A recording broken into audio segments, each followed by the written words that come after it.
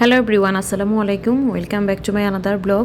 আশা করি সবাই যে যার জায়গায় ভালো আছেন। আমিও আলহামদুলিল্লাহ ভালো আছি, তবে একটু আতঙ্কের দিন কাটছে। আমরা যারা ঢাকায় আছি তাদের সবারই আসলে একই অবস্থা। সবার মধ্যে আসলে যে থমথমে অবস্থা, কখন যে কি হয়ে যায় সবার কিন্তু মনের অবস্থা খুবই খারাপ।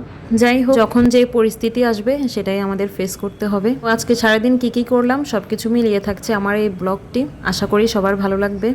বাসায় মেহমান আসবে রাতে, তাই আমি দুপুর থেকেই প্রিপারেশান নিচ্ছি। তো এখানে অনেকগুলো পেঁয়াজ কেটে নিয়েছি, তারপর মুরগিটা আমি ধুয়ে রেখেছি।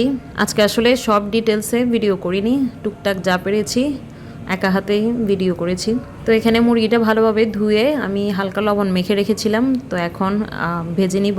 আজকে রান্নার আয়োজনে থাকছে চিকেন রোস্ট, পোলাও, হাঁসের মাংস, চিংড়ি ভুনা, চিংড়ি বালা চাউয়ের ভর্তা আর সরিষা পাতার ভর্তা করব। যেহেতু ডিনারের দাওয়াত, তাই খুব বেশি আইটেম করলে কিন্তু তেমন একটা খাওয়া যাবে না। তো আমি দুপুরবেলায় হাঁসের মাংসটা আর চিকেন রোস্টটা রেডি করে রাখবো।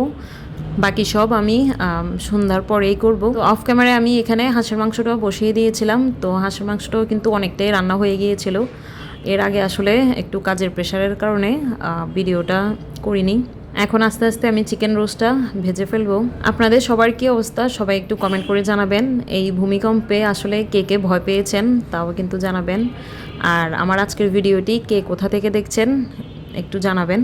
রান্না বান্না করছি, খাওয়া দাওয়া করছি, সবই কিন্তু জীবনের মতোই চলছে, কিন্তু আতঙ্কটা এখনও কাটেনি। যাই হোক, এটা ছিল সরিষা পাতার ভর্তা। তো দুপুরে আসলে বিফ বিরিয়ানি ছিল এখানে।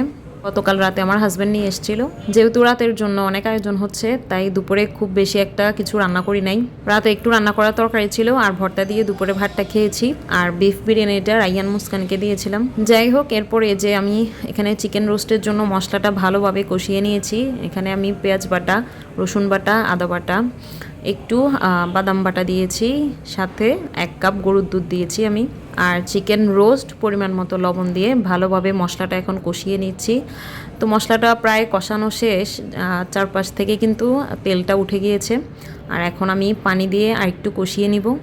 এদিকে মশলাটা কষাতে দিয়ে আমি চিংড়ি মাছটা ফ্রিজ থেকে নামিয়ে রেখেছিলাম। তো এখন আস্তে আস্তে কেটে নিচ্ছি। এটা জাস্ট হালকা লবণ, মরিচ, হলুদ দিয়ে ভেজে আমি রেখে দিব। আর এটা রাতেই রান্না করব। চিংড়ি মাছ আপনাদের কার কার পছন্দ কমেন্ট করে কিন্তু জানাবেন। আমার কাছে কিন্তু চিংড়ি খুবই ভালো লাগে। ছোটো সাইজগুলোও ভালো লাগে, বড়গুলোও ভালো লাগে। তো এই যে মশলাটা কষানো শেষ, আমি চিকেনটা দিয়ে দিচ্ছি। এখন ভালোভাবে কষিয়ে নিচ্ছি। কার কার চিকেন রোস্ট পছন্দ বা কার হাতের চিকেন রোস্টটা আপনাদের পছন্দ কমেন্টে কিন্তু মেনশন করে দিবেন। আর আজকে যারা প্রথম আমার ভিডিওটি দেখছেন তারা অবশ্যই আমার পেজটা ফলো দিয়ে দিবেন। আমাদের পেজে কিন্তু এমন অনেক মানুষ আছে যারা কিন্তু আপনার ফুল ভিডিও দেখবে, আবার কে কী কমেন্ট করেছে সেগুলোও কিন্তু পর্যবেক্ষণে রাখে, কিন্তু সে নিজে ভালো একটা কমেন্ট করে না। এরা আসলে কি চায় আমি বুঝি না। আর লাস্ট কিছুদিন তো আসলে আমার ফলোয়ার প্রায় 100+ কমে গিয়েছে। তো এরা আসলে কেন ফলো দিয়েছিল সেটাই বুঝি না। যাই হোক, আমার রান্নাবান্নার আয়োজন কেমন লেগেছে কমেন্ট করে কিন্তু জানাবেন। তো ভিডিওটা এখানে শেষ করছি, বাকিটা থাকছে নেক্সট ব্লগে। সে পর্যন্ত সবাই ভালো থাকবেন, সুস্থ থাকবেন। আল্লাহ হাফেজ।